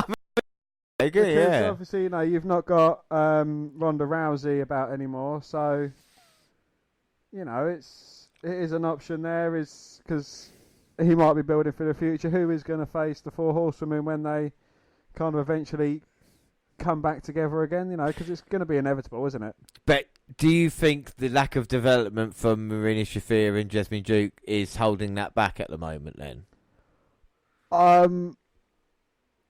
think to go off and develop on their own, you know, like, again, referring back to the original Four Horsewomen, I think, you know, like they've kind of gone off and done their own things. I know we've seen Banks and Bayley as tag team champions, and Charlotte and Becky Lynch have kind of come together as well. But, you know, they have done their own things and they've had their own storylines outside of the Four Horsewomen, whereas I think that's kind of what's holding Duke and Shafir back. Yeah, but I think the state of the women's division at the moment as well, when you think about the last time I was kind of really excited about it, was when Kairi Sane, you know, was going around being a crazy self, won the title, and you thought, oh, okay, we're going to see a kind of new thing now, feud with Shirai down the road.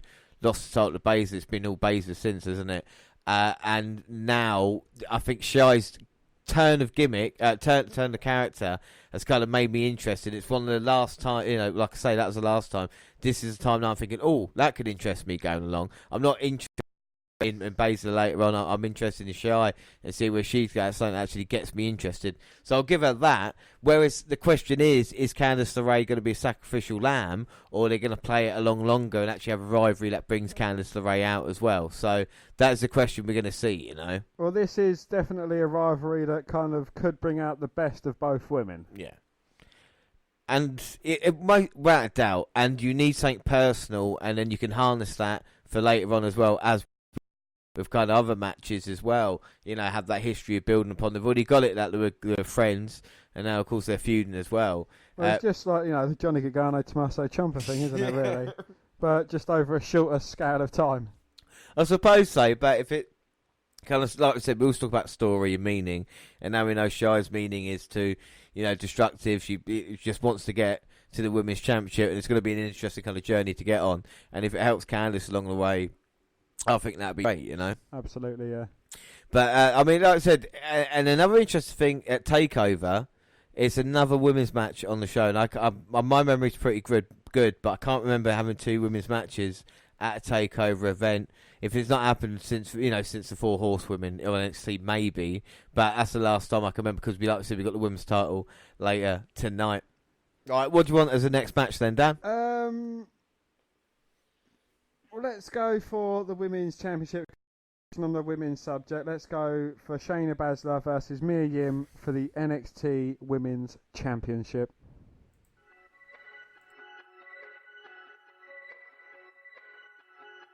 I grew up in SoCal near LA. It was a war zone right outside my house. I had to be standing on my own 2 feet since day one. I be in it all night, I be in it all day. Tango ombre, eat verses like they entrees. Been an outcast, I ain't dissing, I'm an andre. Wrestling was an escape. I was born to fight. This is just going to be the beginning. Because of the fans, because of their support, they're the reasons why I'm here.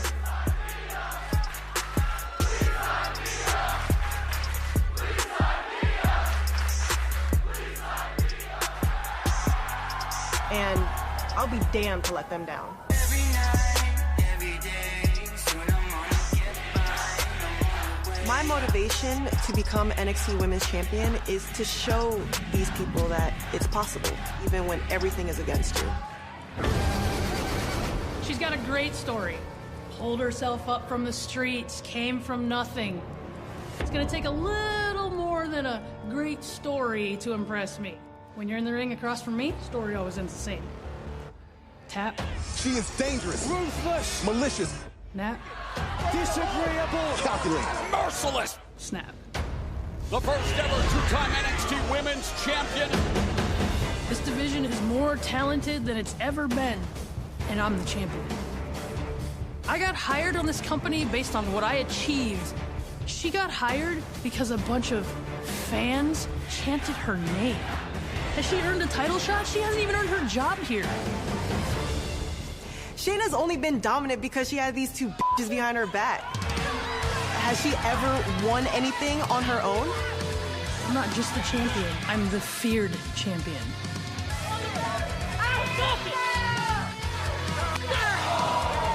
It's always been Shayna plus 2.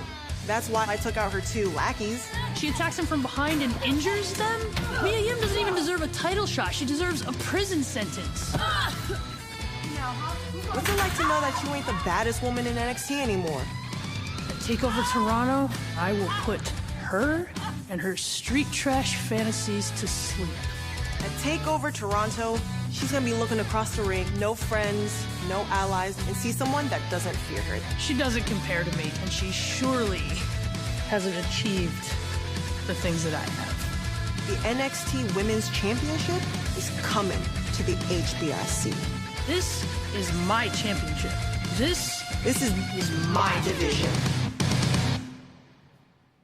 So, very interesting build-up there. I mean, is Mia Yim taking out Shafir and Duke and saying basically you can't win it one-on-one.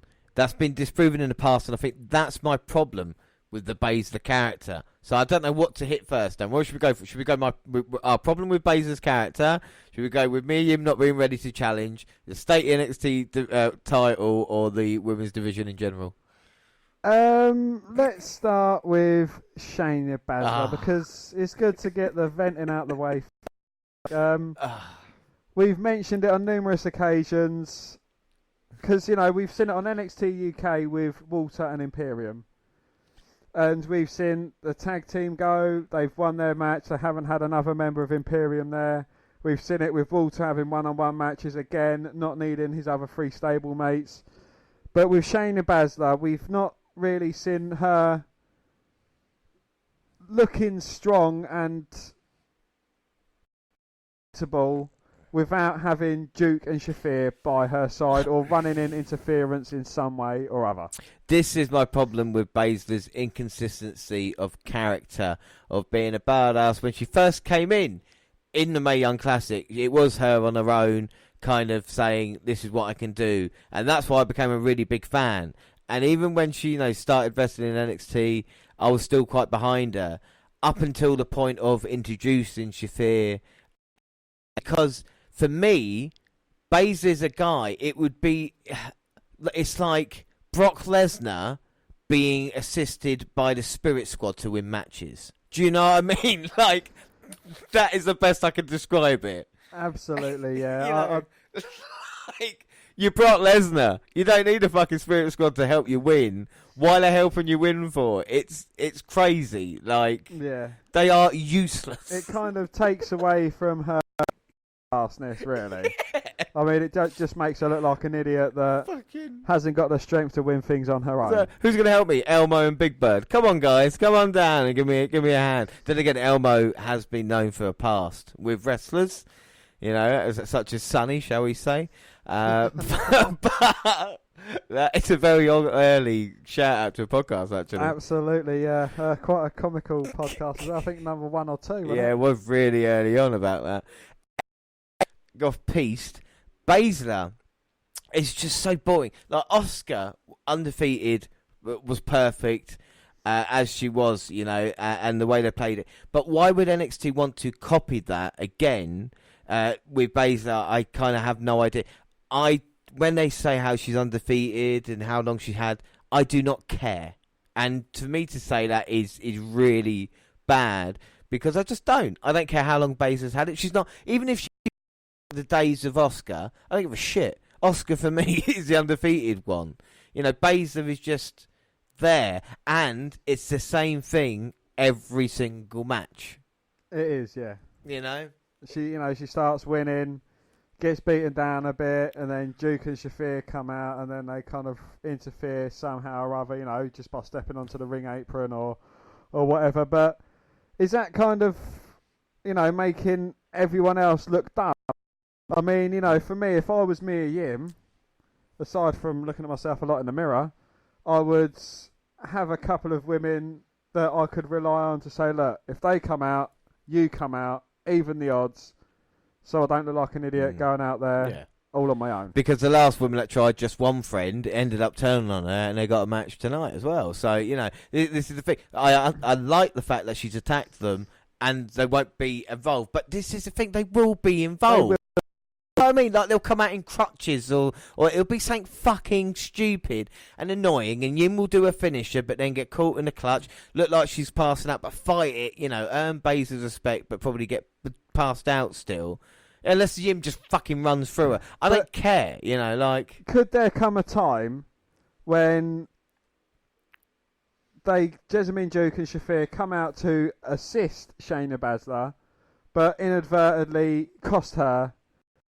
Shayna Baszler kind of cements a face turn, and then we see a face Shayna Baszler going against a heel Io Shirai, down the line a bit, and kind of like a Shayna Baszler. Would you respect her more, or is she kind of lost that much credit that there is no coming back from this? Look, with Pete Dunne, right?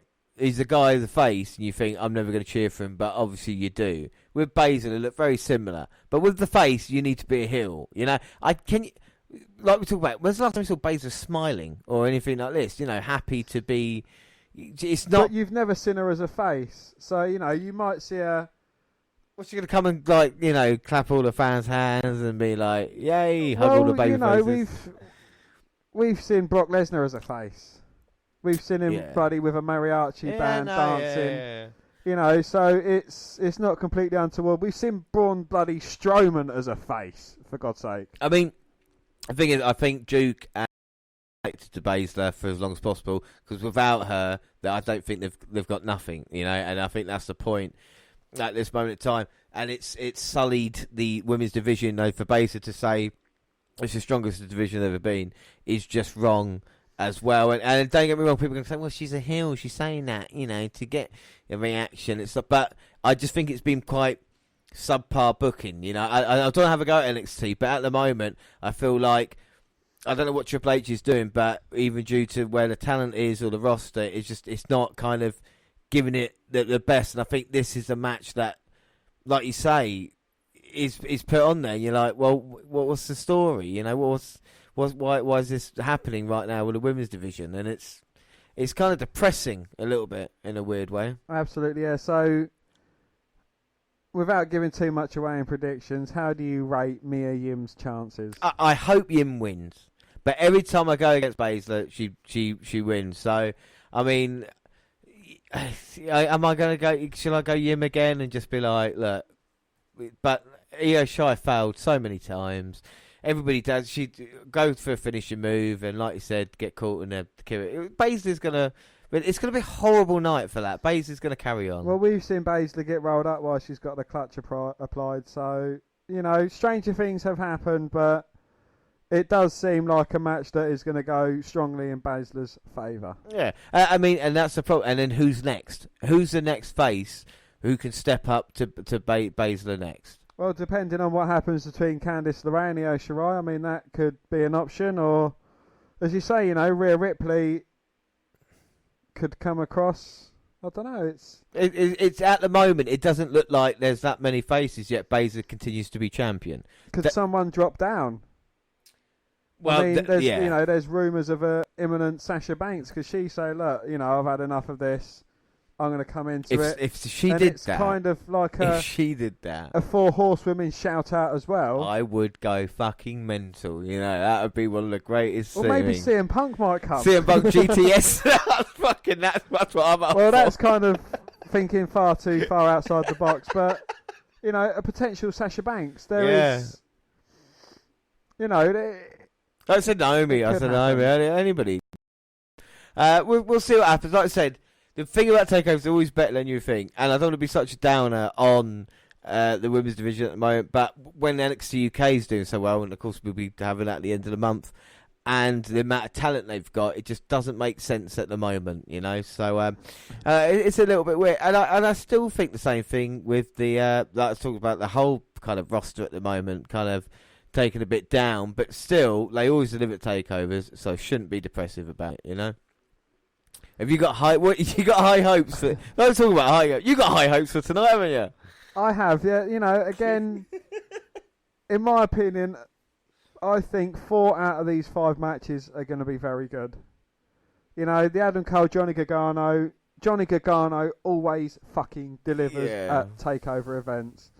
Velveteen Dream and Pete Dunne in the same match is going to be awesome. You're going to see the rivalry between Pete Dunne and Roderick Strong. Street Profits and they're probably my full favourite match. And Candice LeRae and Io Shirai, I mean, it's going to be a grudge match, so it's going to be hard hitting. Is it an unsanctioned match or is it a... I think it's just a normal match. Yeah. So, I mean, there's a chance, like I said, Io could lose her shit with it. But, like I say, we've got a couple of matches that we're looking forward to. Another match that is going to be a little bit, going to be very interesting actually, is going to be the Street Profits versus the Undisputed Era. And like I said, the Undisputed Era have a chance tonight to walk away with all the gold. And like we saw on NXT Update, the Street Profits signed their contracts with the Undisputed Era. You guys are probably the best tag team in NXT ever. I'm not going to argue with that. So with that being said, what makes you think that losing is an option?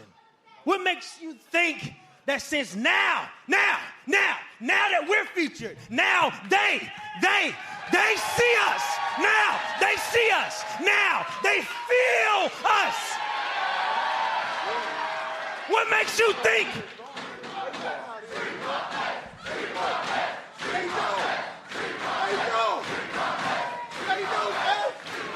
As far as we have come in our lives, what makes you think that losing is an option? There's only one option, and that's to win.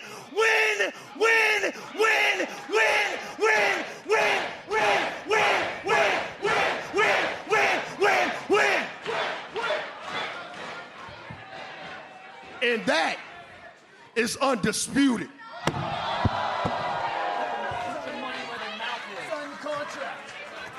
your money where your mouth is. Go ahead and sign those.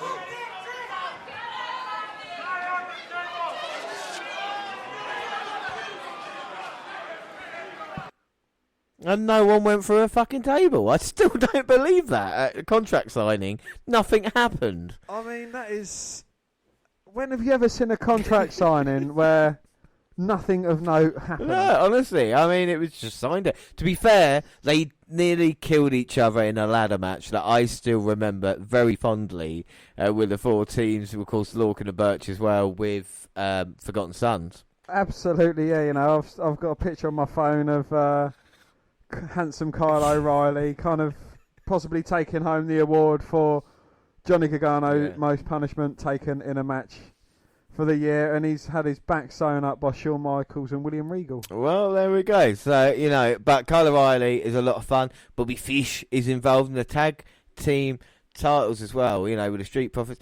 We talk about excitement. Why are we not that excited for this match? I don't know. We should be, because it does contain O'Reilly and Fish, and despite me not liking the Undisputed Era, they're kind of growing on me like a tumour. Yeah. And, you know, maybe it's just Adam Cole that I don't like, but O'Reilly especially, I think he's a great worker. Yeah. He's comical in the ring, but he's serious as well, and it's... I think, you know, that's kind of what you need in this era. Bobby Fish, he seems a lot more serious. Yeah. As for the Street Profits, again, you know, it's meh. I'm not 100% struck on them, but I haven't seen them a lot. You know, so it's kind of one, you know, they could potentially grow on me, or they could not. I think they need more, as we said earlier, you know, they're a great tag team, but I think NXT, to be NXT would benefit them a lot more than going up to the main roster. Even though they're on Raw, you know, we saw them backstage, doesn't necessarily mean they're going to go up to the main roster. I think, for me, not to give away too much prediction, I think Street Profits need a victory tonight to validate their tag team title run, because they've not defended it, have they? They've not been involved in that many matches. And especially against someone that you could class as the strongest team in NXT at the moment. Because they can lose and then get another match easily enough. Do you know what I mean? Adam Cole's got enough pull if he was, you know. Absolutely, yeah. Well, you know, it is. But then again, you know, it could be just the Undisputed Era's time. We'll know, wouldn't we? I think as soon as... Do you think both titles... This is difficult. I think if a title changes hands with the Undisputed Era, you're going to start thinking, hang on a second here. This is going to happen tonight. Well, if say Roderick Strong's in one of the early matches before the tag team championships and he wins, you're going to think, well, I think the Undisputed Era are going to win now. And then, you know, Adam Cole's going to keep hold of his title. But again, you know, it is strange things do happen. I think, right, because people say it's so predictable the Undisputed Era are going to win it, right, or it's going to happen. You know it's kind of going to happen at one point. But with TakeOver, you could go different on all the picks tonight, I feel, and you might get a chance. Do you know what I mean? I don't think there's no real... If you look at every single person in a match, even like Io Shirai, who's like a monster at the moment, maybe Mia Yim is the weakest, you know? I think but there's then only again, one... If I was to bet my house on one match, it would be Shayna Baszler to beat Mia Yim. I wouldn't like to, you know, I wouldn't feel comfortable betting my house on any of the other matches. Well, a lot of people said Jim might take the title off base, but this is a problem. There's a lot of talk about everything, you know, and like you said, apart from that, I wouldn't be sure about anybody. Anybody could walk out champion tonight and I'll be like, oh, I can see why they've done it. I didn't do it. I didn't, you know, I didn't get it, though. So I think that's what's interesting about a takeover. And I think the Street Profits, you know, like I said, are a good team. The Undisputed Era have been one of the... Okay, we talked about greatest NXT tag team, NXT champions. How great a tag team are Fish and O'Reilly, or is it unfair because of kind of Roderick Strong involvement as well?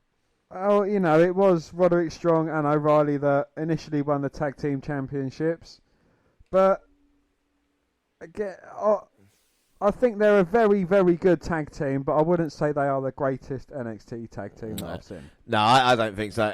But I think they have, like I said, an opportunity to deliver great matches each time as well, and I think that's what's good. Even about the Undisputed Era, it's still going to be a great match, and I think that's credit to them, and even credit to the NXT roster. They'll all be good matches apart from the Baszler one, you know what I mean? So it won't be too bad. Anything else on the tag team titles? No, again, I think Dawkins and Ford, they've got a bit to prove, but they was impressive in the matches that we've seen, They have had good matches. That ladder match, I think all 4 teams produced a very good out. Again, it's a kind of one-on-one, so they're not going to get lost in the shuffle now. It is going to be the whole focus on them. So, yeah, I hope it's a good match. No doubt. And like I said, it's a big night for the Undisputed Era because Roderick's... Oh, go on, Dan. Do you want to do the... Well, it is a big night for the Undisputed Era because, if they do win a tag team championship match, then in this next match that we're going to talk about, the Velveteen Dream versus Pete Dunne versus Roderick Strong for the North American Championship. Shock the system. Undisputed Era is calling themselves the omnipotent force here in NXT. And Roderick Strong with designs on the North American title. Roderick Strong is one hell of a man. They don't call him the Messiah, the backbreaker for nothing. But no matter who he is or what he can do, if he gets the experience that he is asking for. This is the most confident and capable I've ever seen Roderick Strong. Strong will know that he is not big enough to ride this ride. Velveteen Dream. Hit it. The Velveteen Dream, NXT's provocative prodigy. I don't think you deserve to be the North American champion. From sea to shining sea. Check him out, Velveteen Dream. This man is a symbol of hope. He's a symbol of freedom. Purple Rainmaker. Velveteen Dream is still the North American champion. You know I am the real deal, and I can take your title like that. No way! Pete Dunne is back at Full Sail Live! Roderick Strong and Velveteen Dream. I'm the longest reigning champion in NXT history. The Bruiserweight United Kingdom champion. Nearly 2 years. It's that title history that made William Regal believe Pete Dunne should be in with a title opportunity for the North American title. So at TakeOver Toronto, I'm going to win that North American Championship.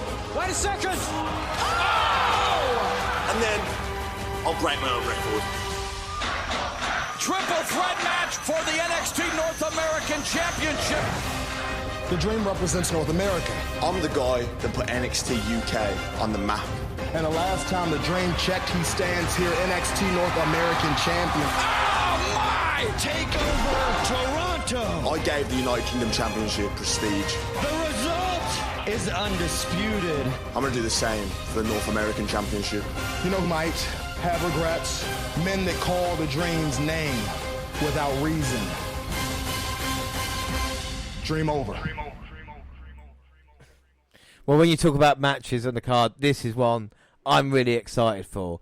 Roderick Strong's a guy who's been around for ages, and I think he can still deliver in the ring. Talk about being part of the Undisputed Era. I think he's a great worker. But, you think, he's going to get the feud with Velveteen Dream that we know, kind of fight for the title. And then they just throw in that grenade of Pete Dunne.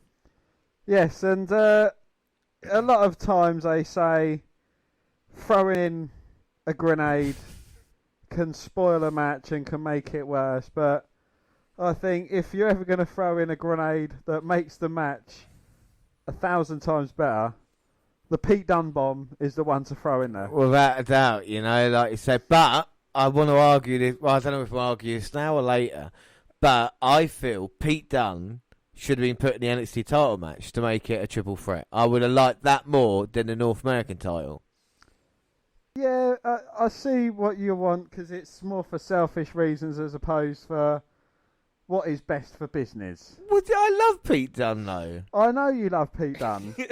And he should be facing Shayna Baszler for the NXT Women's Championship. I know we've struggled to tell them apart. We don't have a fucking clue. But it would be the first time that they'll have been seen side by side ever. Yeah. So that would kind of close a book on something for us. But I know you'd want him in the NXT Championship. I mean, the North American Championship makes a lot more sense because you've got the Pete Dunne Roderick Strong storyline going there. You've got the Roderick Strong Velveteen Dream. So what are they going to do? They're going to start off by both Dream and Dunne, like, you know, pushing each other out of the way to get at Roderick Strong, and Roderick Strong just stands back and lets them beat them out of each other, or, you know, is there going to be a few ways of doing it? I don't know. But Strong really impressed me at takeovers, and in kind of bit. We saw the match against Pete Dunne in losing effort, but you know, and even against Matt Riddle at a takeover, you know, memorable performances by him. So there's no doubt in that. But it's just something for me missing. And Pete Dunne's a guy who I think the problem is with Pete Dunne, and the reason why I'm thinking more Roderick Strong at the moment is if Dunne wins it, he's going to hold it for fucking ages. Do you know what I mean? Like, he ain't going to lose it in a month, is he? But would you class it as a step up or a step down for Pete Dunne? Like, you know, going from the UK Championship to the North American Championship? Do you know, I think it is. And but then again, I've got such high thoughts of Pete Dunne that forget about, you know, Seth Rollins versus Baron Corbin. Have Pete Dunne come through and attack Rollins, and you can have something new for a pay-per-view. And actually, that would be, just imagine Seth Rollins versus Pete Dunne for the Universal title back then. Would have been fucking magical. And then you could have mixed him up with fucking Brock Lesnar if you want. I think that is where I see Pete Dunne. As North American champion, is he there to just hold every single title in NXT, do you reckon? Again, you know, that is another route that they could go through. You know, he could hold the North American Championship, go through, hold the NXT Championship, and then kind of work his way up. I think he's even small enough to get the 205 Live gold as well. But when do you think Pete Dunne is ready for the main roster? Or do you think he's ready now? I think he's ready now, but it would be wasted to send him up now. If that makes sense. You know, he could hold his own against anyone on the main roster. But I think the main roster needs to slim itself down a bit before, because Pete Dunne, I know he's a standout performer, but he would get lost in the shuffle because there's other guys that Vince McMahon says, I like Roman Reigns, damn it, and so on and so forth. I think that's the problem. I think Pete Dunne is a guy who needs a kind of story and a goal and a point of where to go. And I think, you know, you look at guys like you said, Roman Reigns, there's always, or Seth Rollins. We all know where these guys are gonna go in the next, you know, couple of months or so. I think Dunne needs that. You can't just bring him up and then just be like, I hope NXT aren't just bringing him up to be like, oh, we can chuck him in this match and this is for this reason to get him on there, but afterwards we don't really know what to do with him. Hopefully they got a plan of going, right, we're going to put you here and this is where you're going to be in a year's time, you know. So that's what I hope with Pete Dunne. But do you think separating him from British Strong Style is going to be a mistake? Yeah. Or do you think it's something that they could come back together and they could go against the OG club or whatever they're called now? I don't know, because they haven't been that successful when you think of British Strong Style and the way they've kind of been told or told in NXT in the story. It's kind of just now him being separated for them and leaving Mustache Mountain in NXT UK. Even though I'm really excited for this match, I would rather seen, and I don't know if it's going to be quite controversial, and we might argue at next takeover, I'd rather seen Pete Dunne versus Walter again than Tyler Bate. I don't want to be a dick, but that's me but personally. You look back to one of the greatest matches we've seen, which was Tyler Bate versus Pete Dunne. And Tyler Bate held his own against Pete Dunne. And, you know, he was the first ever. I know you kind of overlook the fact that he is the first holder of the UK Championship, where Pete Dunne has held it for forever and a week. Well, yeah, he won it for 700 days. You know, that is impressive. And like I said, if Dunne wins the championship, he's going to keep hold of it for a very long time. So the fact is, if the Undisputed Era then can't have all the gold, would that mean Roderick's storyline from early in the year would then be discommunicated from Undisputed Era? Could we see another member? Will we see more of the story of Undisputed Era? Is it, you know, in NXT? Well, again, you know, like if Undisputed Era do win the tag team championships and Roderick Strong doesn't win, could we see them cracks that had kind of shown before, and They're like, look, you know, you're last in, you're first out, mate. You was only here to kind of hold Bobby Fish's place. You've kind of no longer serve your purpose. For sure. I mean, wouldn't it be brilliant if, I don't know if it would work that well, like Pete Dunne joined Undisputed Era and took Roderick Strong's place. I mean, come on. Pete Dunne going, yeah, I'm Undisputed. Nah. Could you see another member of Undisputed Era to replace Strong?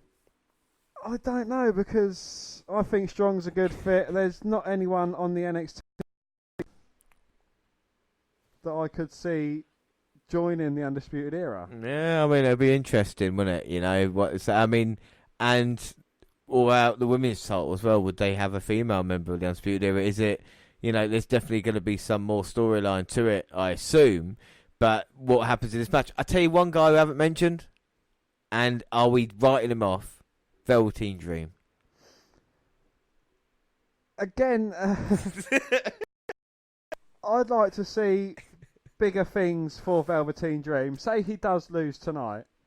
Can he set his sights on the NXT Championship? And, you know, if Adam Cole does retain, that kind of will push Johnny Gargano out of the picture, because he has been beaten and it is undisputed. Yeah, I mean, Gargano's like faced the champion in so many takeovers. He might hold a record for, you know, how many title matches he's been in. But what's important is, like I said, they've got a plan to what happened. And I think when it comes to the North American title, I think I think we've forgotten about. We assume Dream is, I don't say not walking out champion, but like I think he's been lost in the shuffle a little bit here as well. You know, such a great character in that, and I don't know if they've just given him the North American title to kind of hold it and be like, look, at least you got something, but we're not going to give you, you know, a bigger push, so to speak. You know. Well, I could viably see Velveteen Dream holding the NXT Championship before he moves up. Could you see him retaining tonight? What percentage? 33.3%. I knew you were going to say that. Again, it is something that could happen. It's something that might not happen. I mean, you know, how we've spoken about it off air, if, you know, Pete Dunne hits the bitter end on Velveteen Dream, gets pushed out of the ring by Roderick Strong, Pete Dunne can go, well, I was so I can have another match against Roderick Strong. And then that's kind of their thing. And then they're like, well, what about Velveteen Dream? What's he going to do? Well, Adam Cole's next. Or, you know, it could moves to Dream's main roster or as well. Or it could be the Undisputed Era holding it until War Games, and then it'd be like Velveteen Dream, Pete Dunne, and a tag team of your choosing in a War Games match going against for a winner's take all thing. Possibilities. I mean, without doubt, I think, and that's what makes Takeover and so excited about what we talk about, is that instead of thinking it's going to be the obvious thing, it could be, you know, and Takeover usually has nice clean finishes as well, and we kind of get a story. Unless it's a Shayna Baszler match. It's a Baszler match. But, you know, we kind of get the story told during it as well. But, you know, this is the thing. The card looks good, but we've got one match left, and that is, of course, the main event for the NXT title, and it's Adam Cole versus Channel. And who can forget the scenes after Adam Cole won the title at TakeOver 25? Dan, do you remember those? Absolutely. Yeah.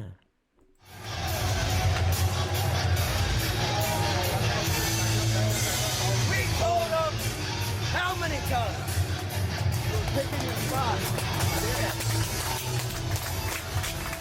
Looking back on it, I don't know. At TakeOver 25, Adam Cole was the better man. One more? I'll see you later. One more time. Adam Cole, since joining NXT, you said that you wanted to be at the top. Tonight, you captured the NXT Championship. Just what is going through your head? I don't know, a little saying called "I told you so." The Undisputed Era shocks the system again. Adam Cole is the NXT champion. Johnny Gargano made the mistake of believing he was special. when the fact remains Johnny Gargano is nothing more than a second-rate Adam Cole. As soon as TakeOver 25 ended, I sat back and I thought, where do I go now? And that's a very real question in my mind. Where do I go now? Because I scratched and I clawed and I got to the top of the mountain. But now what? Now what? I think what I'm going after now is realizing who Johnny Gargano really is. Definitely come up with a situation to end this before, but it's obviously not enough.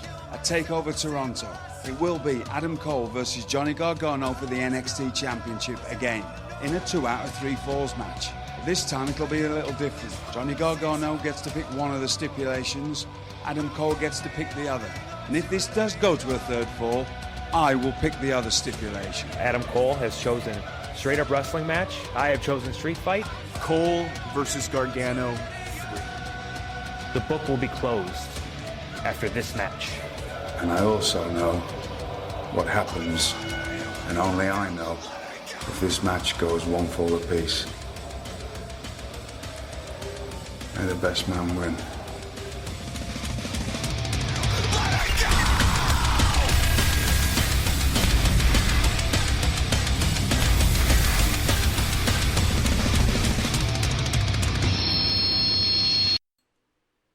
Oh, I thought Aleister Black was coming out for a second there. Anyway, that is the main event match, Dan. So are you excited for Cole Gargano 3? I am, sort of, because, again, it's a match where both the performers can deliver. But is it getting a bit old and a bit boring? Is it because there's no one else that can step up to the mark to kind of take the main event off of these two guys? I think that is true. I completely agree with you. I mean, I don't want to say I'm bored of it, but I know it's going to be a great match, but Gargano and Cole again is like, okay, fair. Like, it's like, it's going to be great. It's going to get 5 stars from Meltzer. It's going to fucking, you know what I mean? Like I said, loads of people are like, oh my God. But for me, it's just, they're doing it because they can, not because there's like a real reason. Like, you know. But in all fairness, I'd rather see these two at it again than seeing Keith Lee against one of them or Matt Riddle against one of them. So, you know, it is kind of making the best out of a situation. And I think that's probably, are they waiting for Ciampa to come back and then continue that with him? What they're going to do with Cole? What other faces are there to step up? We talk about it in the women's division, but even on the main roster, what faces? I think Pete Dunne would have been brilliant as face, but who's the next kind of guys? Is it Keith Lee or is it people like, you know, Jordan Miles? Well, you know, my man Cameron Grimes will get a shot when he beats your man. So, you know, I suppose I've got that in the bank. Yeah.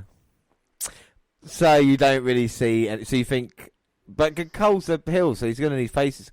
Maybe Velveteen Dream is a good one to go if he does lose the title here tonight. But again, I don't think the roster is that strong. I think the next takeover War Games, we're not going to see a singles match for the NXT title, are we? Possibly. Well, you know, the way it seems is that the NXT champion is going to be in War Games unless it's Johnny Gargano. Johnny Gargano might not be in a War Games match because, you know, you can probably call it now, but it's going to be Undisputed Era versus... Yeah. Yeah, exactly. Versus someone. Versus Blair. So, you know, that's looking forward. Yeah, it might be a few months down the line, and a lot can change. Yeah. But, you know, that's the way I'm seeing it going at the moment. Whether it could change down the line, it might. Yeah, I would love to see Pete Dunne involved to kind of change up a little bit. There's no doubt it's going to be great. It's going to go 40 minutes, you know, and be like a great match as it was. And William Regal, what would he pick as the third fall, do you reckon? Well, what have we got so far? He's got, first fall's just a normal match. Then you got a street fight. And then what? If there's still cages hanging above the ring, it's going to give it away a little bit. You know, it could be a ladder match. Extreme Rules, anything goes. A spot of tea on a pole match.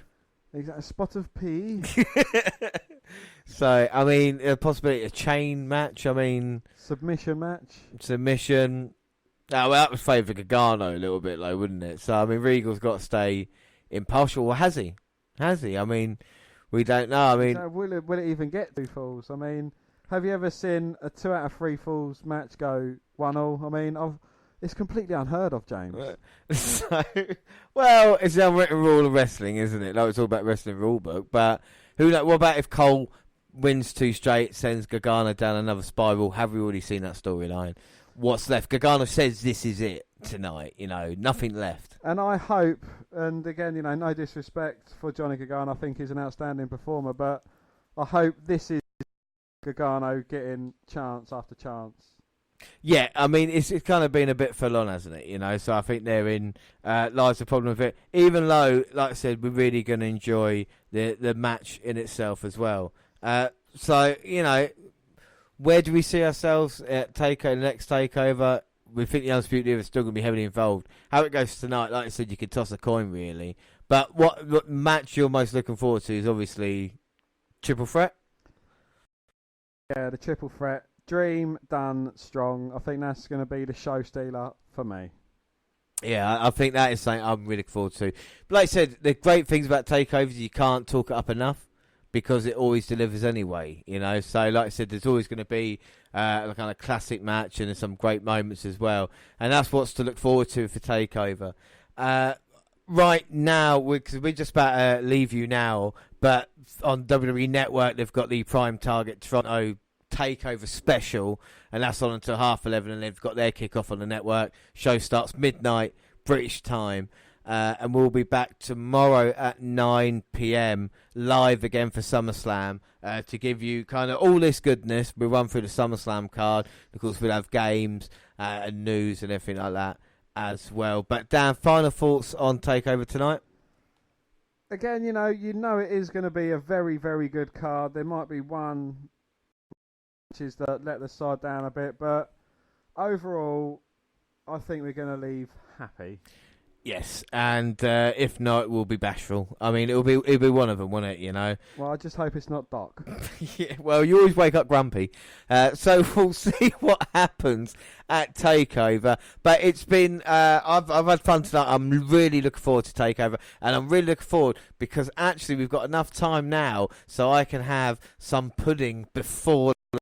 Oh, we've got some nice warm apple pie and custard to look forward to. It's going to be great. So we're going to look forward to that and watch Takeover. Don't forget, Takeover will be with you next weekend. We'll bring you the show out for you then. But, of course, tomorrow's SummerSlam. But that's it for now. Don't forget, you can find us on Twitter at WWE Network Review or at Vince McDan WWE. I'm at J_Rollins. Across all the Google platforms. Send us an email at WNRpodcast@gmail.com, and of course on Instagram, the WNR Podcast as well. Facebook? Yes, Facebook. You can come and find our page and give us a like with a WWE Network Review podcast, or you can come and find me and add me as a friend. I am Vince McDan. Subscribe to our YouTube channel, WWE Network Review Podcast, where we've got clips on YouTube, stuff like Ricochet versus Will Ospreay from years ago, you know. And the 4-way super kick as well. Yeah, with the Young Bucks involved, you know. So there's a lot of stuff. Of course, Oscar versus Ember Moon. We've got from when we saw NXT as well. So lots of stuff there. And podcasts go up on YouTube at the same time. We do other places like SoundCloud. On your phone. Of course, you listen to us live now on Spreaker Radio. We're on Stitcher Radio and iTunes, where you can download, subscribe, rate and review there. And we will have an announcement tomorrow about the website, Dan, which is? The WWEnetwork.com. WWEnetworkpodcast.com. Sorry, my bad. The WNR Podcast. The WNRpodcast.com. I nail it every time apart from the live show. How's about that? Hey, we'll be live tomorrow to try all over again at 9 p.m. for SummerSlam. Absolutely. Yeah, so that is it for now. I have been James Rowlands, and as always, I was joined by Dan White. Thanks for listening, everybody, and bye. Bye.